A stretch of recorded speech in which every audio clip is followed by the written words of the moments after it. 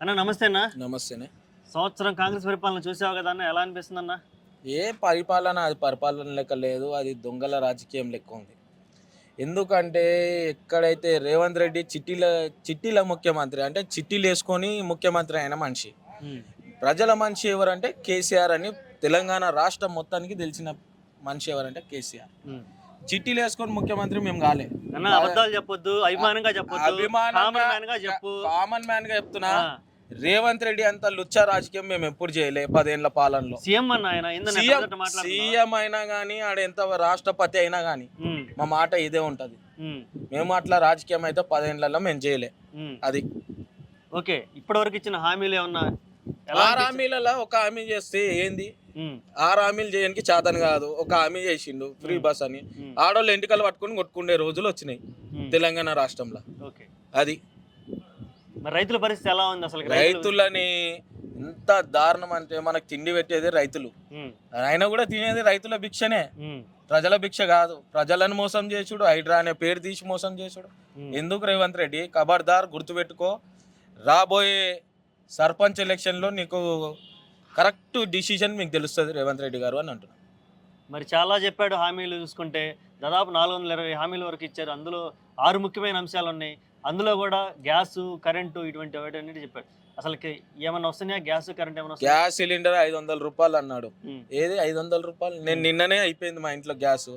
2000 రూపాయలు gas cylinder. ఏది 500 రూపాయలు సిలిండర్? ఏది?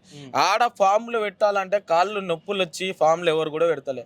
పోతే మా 2000 రూపాయలు మాకు సిలిండర్ కావాలని తెలంగాణ ప్రజలు అనుకుంటున్నారు. రేషన్ కార్డుల పరిస్థితి ఎలా ఉంది? రేషన్ కార్డు అసలు ఆయన ముఖ్యమంత్రి ముఖ్యమంత్రి ఏంది? 29 సార్లు ఢిల్లీకి పోవడం అవసరమా? ఏమైనా ఉంటే ఫోన్లో మాట్లాడుకోవాలి. ఏమైనా అంటే ఫోన్లో మాట్లాడుకోవాలన్నా మేము కాల్ డీటెయిల్స్ ఇస్తాం, రికార్డింగ్ తీస్తాం. ఎందుకు అవన్నీ? భయమా?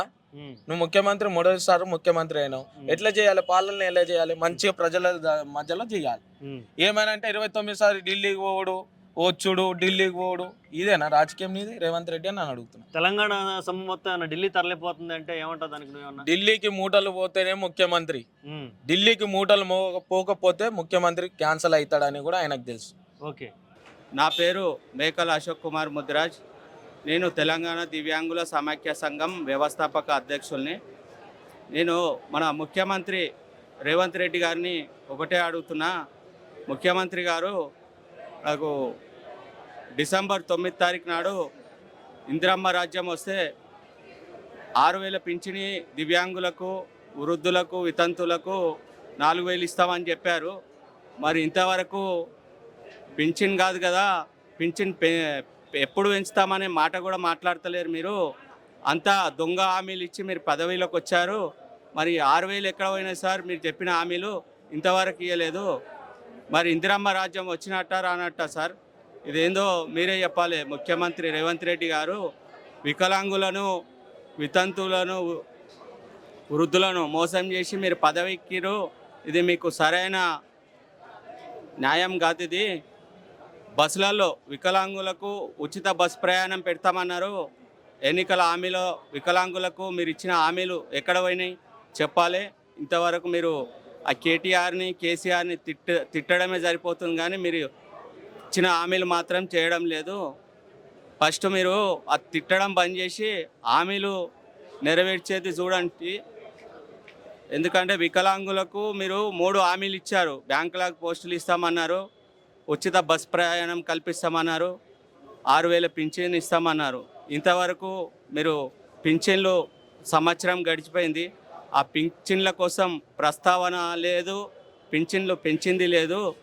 మరి మీరు ముఖ్యమంత్రి హైడ్రా అంటారు, అదంటారు, ఇదంటారు. పేదోళ్ళ మీద కాదు సార్, పేదోళ్ళకు సేవ చేయండి, పేదోళ్ళని ఇది చేయండి. కానీ పేదోళ్ళ ఇండ్లు గులగొట్టడము ఇది చేయడం కాదు సార్. వికలాంగులకు బ్యాంకులాంగు పోస్టులు ఎప్పుడు ఇస్తారు? 6000 పింఛన్ ఎప్పుడు ఇస్తారు? అది చెప్పవలసిన అవసరం ఉంది. లేకపోతే మా వికలాంగుల సమాజం అంతా పెద్ద ఎత్తున మీకు కాంగ్రెస్ ప్రభుత్వం పైన తిరుగుబాటు జరుగుతుంది. దయచేసి చేయండి. ఎలా ఉంది పరిస్థితి తెలంగాణలో? కాంగ్రెస్ గవర్నమెంట్ ఎలా ఉంది పరిస్థితి? ఏం మంచిగా లేదు.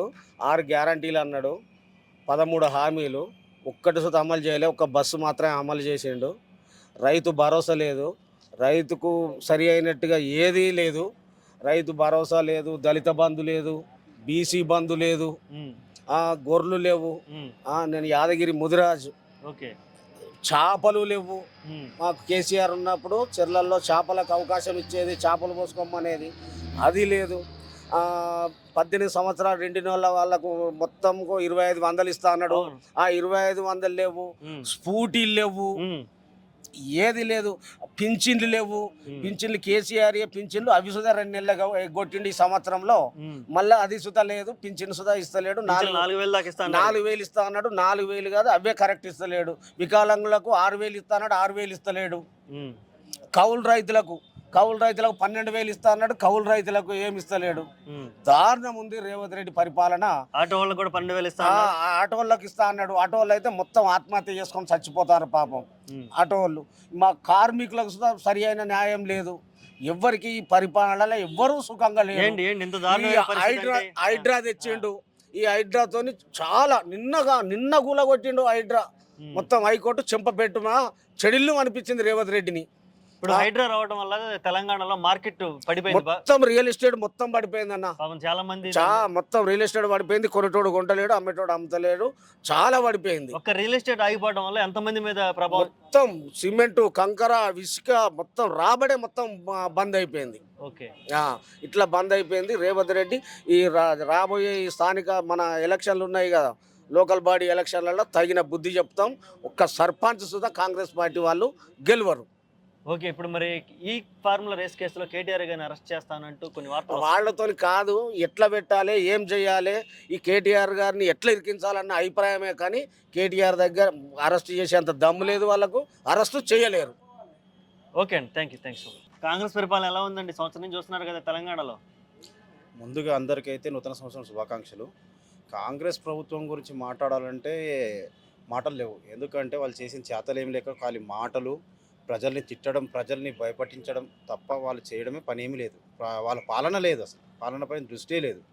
పబ్లిక్ని ఎలా తిట్టాలి, ఏ దాంట్లో ఇరికించాలి, ఎంత లాస్ చేయాలి అనేది మొత్తం ఇమేజ్ మొత్తం డ్యామేజ్ చేస్తున్నారు. హైదరాబాద్ కానీ తెలంగాణ ఇమేజ్ నెంబర్ 1లో ఉండే దాన్ని తీసుకొచ్చి ఏ స్థానం తీసుకోబోతున్నారో తెలియదు. వాళ్ళు అంత ఘోరంగా చేస్తున్నారు. హైదరాబాద్ లో ప్రక్షాళన చేస్తున్నా, నేను హైడ్రా తీసుకొచ్చానన్నారు కదా, మరి దాని మీద అభిప్రాయం ఏంది? హైడ్రా తెచ్చి ఏం చేశారు?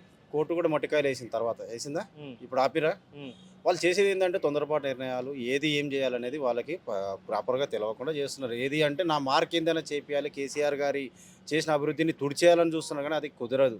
ఉమ్. చాలా మార్పులు చేశారు. తెలంగాణ తల్లి విగ్రహాన్ని మార్చారు, రాష్ట్ర గీతాన్ని మార్చారు. ఈ మార్పులన్నీ చూస్తుంటే ఎలా అనిపిస్తుంది? టీఎస్ని టీజీ చేశారు. అది కాదండి, మీరు ప్రజలు మీకు గవర్నమెంట్ ఇచ్చింది ఎందుకు? మిమ్మల్ని ముఖ్యమంత్రి సీట్ మీద కూర్చోబెట్టారు, మిమ్మల్ని ఏది చెప్రాసి సీట్ మీద కూర్చోబెట్టలేదు. ముఖ్యమంత్రి సీట్ మీద కూర్చోబెట్టినప్పుడు మీరు చేయాల్సింది ప్రజల బతుకు మార్చాలి, ప్రజలని అభివృద్ధి పథంలో ఎలా తీసుకెళ్లాలనేది మీరు ఇచ్చే హామీలు, పథకాలపైన దృష్టి పెట్టాలి. మీరు హైడ్రా అని చెప్పి ఇల్లులు కూలుస్తున్నారు, రోడ్డు మీద వేస్తున్న జనాలని, మీరు అభివృద్ధి చేస్తున్నా అని చెప్పి మొత్తం ఉన్నాయని కూల్చిపడేయడం తప్ప వేరేదేం చేయట్లేదు కదా. ఒక పథకం లేదు, ఒక హామీ నెరవేర్చడం లేదు. 138,000 చిల్లర కోట్ల అప్పు చేశారు సంవత్సరంలో. మరి ఒక ప్రాజెక్టు కట్టిర్రా, ఒక 4,000 పింఛన్ ఇస్తున్నారు, ఏదైనా అమలు మీ పథకాల హామీలైనా ఏమన్నా అమలు చేస్తారా? ఏది లేదు. ప్రజలని బలవంతంగా బెదిరిస్తున్నారు తప్ప ఏది చేయట్లేదు. ఓకే. ఇంకా 3 ఏళ్ళు పరిపాలన ఉంది. ఈ 3 ఏళ్ళ పరిపాలన ఎలా ఉండబోతుంది అనుకుంటున్నారు? ఎక్స్పెక్ట్ చేస్తున్నారు? పోనీ ఇప్పటివరకు ఏం జరగలేదు అంటున్నారు, నెక్స్ట్ ఏం జరగాలని ఎక్స్పెక్ట్ చేస్తున్నారు? మేము ఎక్స్పెక్ట్ చేసేది ఏముండదండి, ఎందుకంటే వాళ్ళు ఏం చెయ్యరు, వాళ్ళ వల్ల చేత కాదు. కానీ ముఖ్యమంత్రి ఉన్నాడు, ముఖ్యమంత్రియే ఏ రకంగా అయినా ప్రజలని భయపట్టించే భయభ్రాంతులకు గురి చేస్తే ఏం చేస్తాడండి? వాళ్ళు దౌర్జన్య పాలన చేస్తున్నారు, కానీ పాలన పైన దృష్టి సాధించి మేము ఇప్పటికైనా కోరుకునేది నూతన సంవత్సరం నుంచి ఇప్పటినైనా వాళ్ళు బుద్ధి మార్చుకొని ప్రజలకు ఇచ్చిన హామీల మీద దృష్టి మరలించుకొని హామీలు మొత్తం అమలు చేయాలని మేము కోరుకునేది, మేము అనుకునేది కూడా.